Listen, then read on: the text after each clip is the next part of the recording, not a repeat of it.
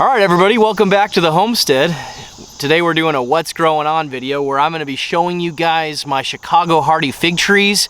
We're going to taste a little bit of the fruit, and I'm going to give you guys some fun history about the Chicago hardy fig and then let you see me tasting it. So let's get growing.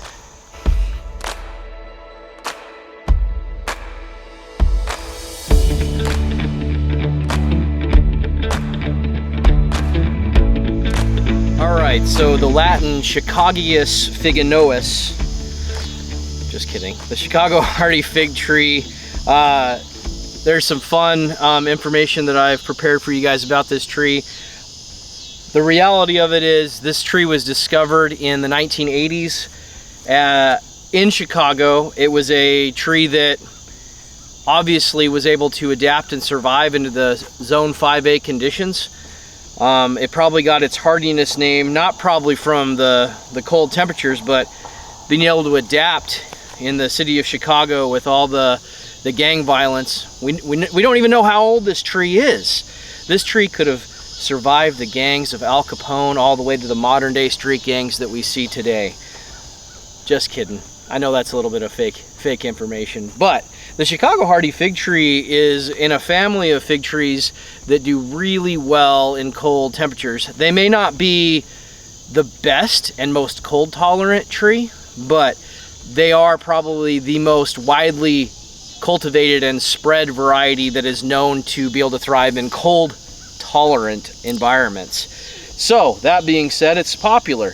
Now this tree gets a little bit of a bad rap for not tasting quite as good as other fig trees.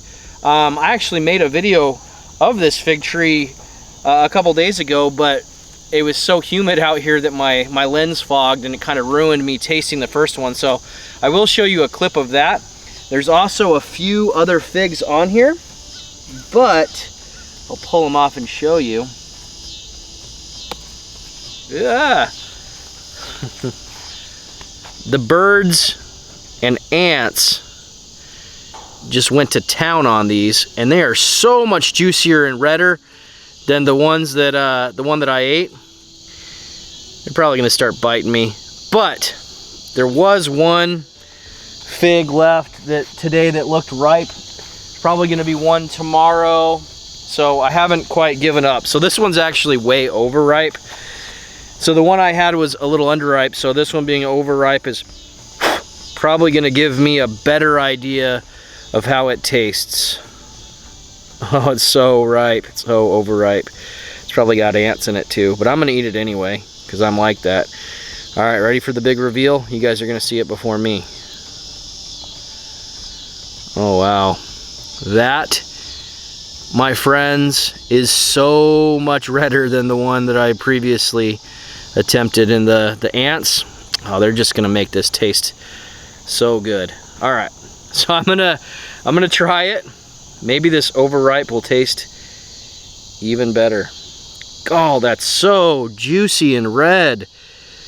And there's so many ants that I'm about to eat. Yay, the things I do for YouTube. All right, you guys ready?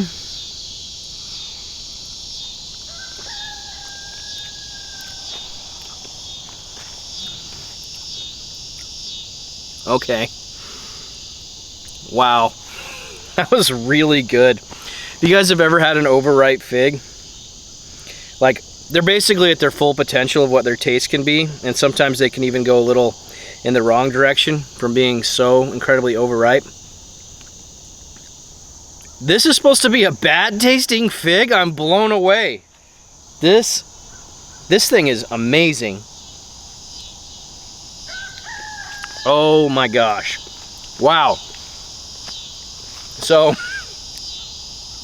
if that's what a bad tasting fig in my collection tastes like, I cannot wait to taste some of the other ones. So, this particular tree, it survived down to a little below 0 degrees. I think it was -3 degrees. All of the branches except for this one right here died. This particular branch was buried underground by mistake when I was trying to do some winter protection on it. But the rest of this tree, all of its growth came up this year. I actually have another Chicago Hardy full of figs right behind it. So these are a very good fig if you live in a very cold climate. Now, some people still like to plant these in grounds. If you're in zone 5, a lot of people don't plant their fig trees in ground. They keep them in buckets and maybe put them in their basement or something in the winter. But if you're gonna take a gamble on a fig tree surviving the winter, this is probably one of your best bets for a common fig that you can get and grow. There are others, and there are a lot in the Chicago Hardy family. So if you look up Chicago Hardy type figs, you're gonna get a long list of figs that have similar resistance. Now I imagine this particular tree is like those trees that showed up in New York and Philadelphia and the East Coast that immigrants came over. They brought over their favorite cuttings from their favorite trees, and they were able to grow them in a completely different climate other than a Mediterranean climate. Now some figs, they do better than others. Some of them probably died that first year trying to grow them. This particular fig does well. Not only is it good for being a cold hardy fig, but the fruit itself has a tighter eye. Now the eye on the fig, I'll just go ahead and break off one of these that won't make it to ripeness and show you guys.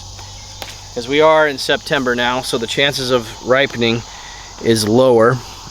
So if it'll focus, you can see this is a little bit of a deformed one, but this eye right here, if it doesn't open, then moisture and ants and humidity won't get in, and it won't be able to reach its full potential. So, however, even though this thing gets a bad rap for being a less than amazing flavored fig, I'm gonna go ahead and tell you right now, and I know my experience is extremely limited, but it's probably the best fig I've ever tried.